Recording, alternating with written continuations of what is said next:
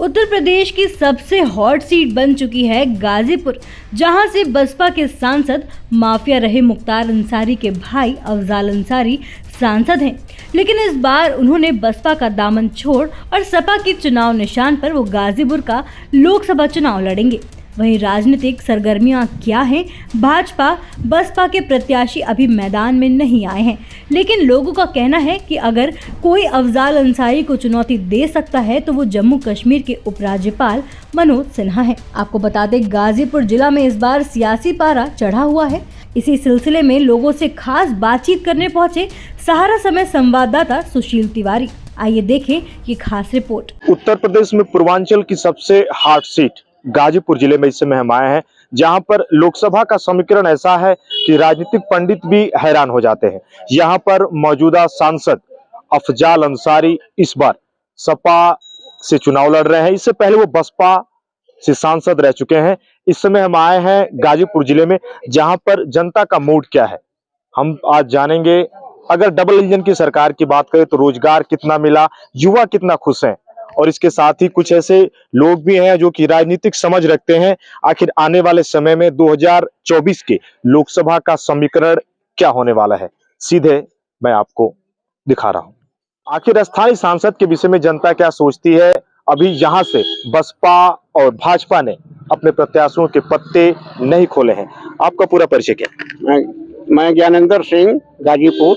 अगर ऐसा है बाबू, यहाँ चुनाव तो हो रहा है, लेकिन जैसे सपा से अफजाल अंसारी को टिकट मिल चुका है, डबल इंजन की सरकार है, अब तक जो है कोई प्रत्याशी जो है भाजपा की तरफ से नहीं आ पाया है।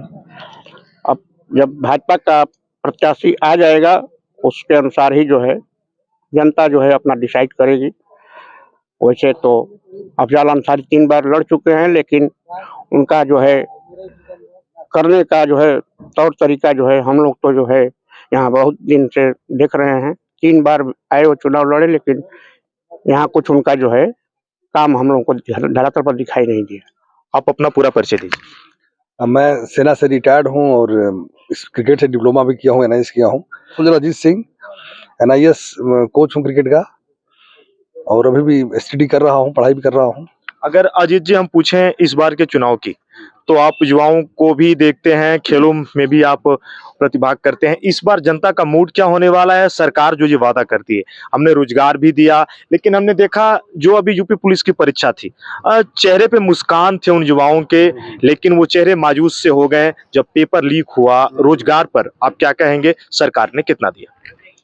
देखिए, रोजगार एक बहुत बड़ा मुद्दा है। मैं सरकार से यही चाहूंगा कि जो भी सरकार विज्ञप्ति जारी करती है, जिस भी भर्ती की नोटिफिकेशन जारी करती है, उस पर एक कैलेंडर जारी करे, उसको निश्चित समय में उसका एग्जाम कराए, रिजल्ट निकाले, ज्वाइनिंग कराए। ये अगर सरकार, बीजेपी सरकार, योगी सरकार अगर सच में ईमानदारी का दावा करती है तो इस चीज पे जरूर कार्य करे, अन्यथा मैं सरकार को भ्रष्ट मान लूंगा। मैं एज एक सोल्जर होने के नाते कह रहा हूं, और अब तक मैं भ्रष्ट ही मान रहा हूं, लेकिन विकल्प के अभाव में हमारे पास कोई विकल्प नहीं है, हम इसीलिए बीजेपी को वोट दे रहे हैं, अन्यथा मैं बीजेपी को वोट पर्सनली नहीं देता।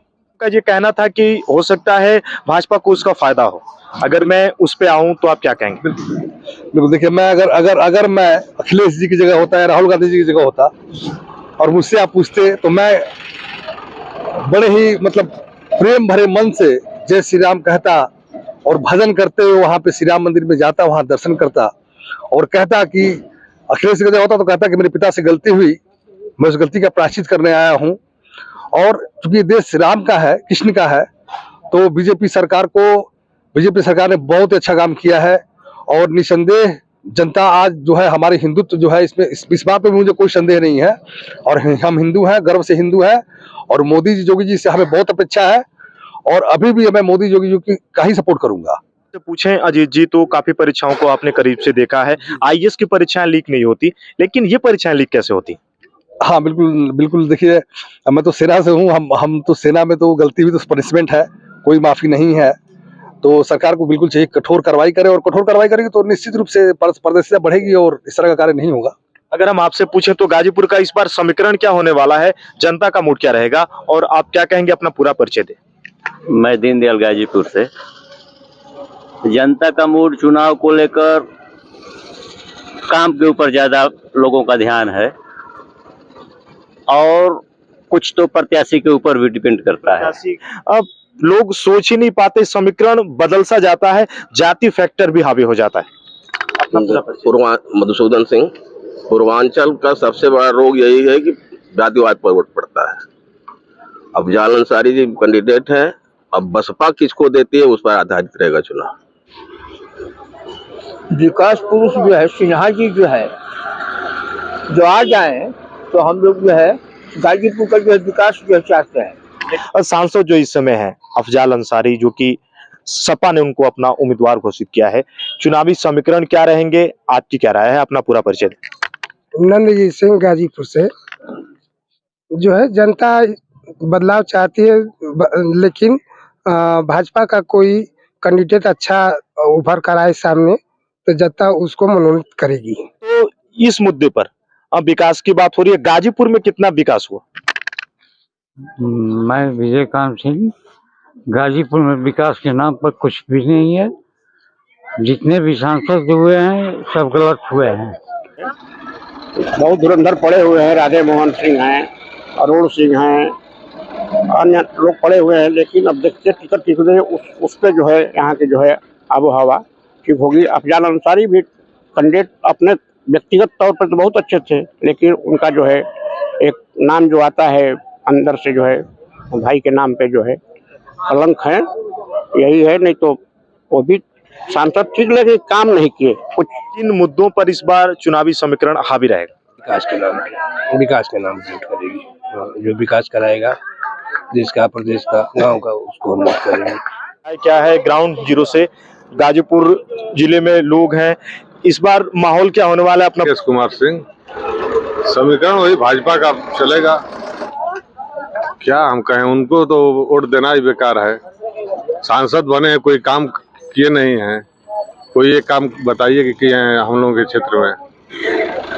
हाँ, चुनाव का अंकुर तो भाई अब समाज के ऊपर है निर्भर, सब चाहता है वो जो समाज के ऊपर है, व्यक्तिगत राय से तो हो नहीं सकता है। इस बार के मुद्दे गाजीपुर में क्या होने वाला है? इस बार का मुद्दा गाजीपुर में विकास के रूप में होगा और जो विकास करेगी पार्टी उस पार्टी को वोट दिया जाएगा।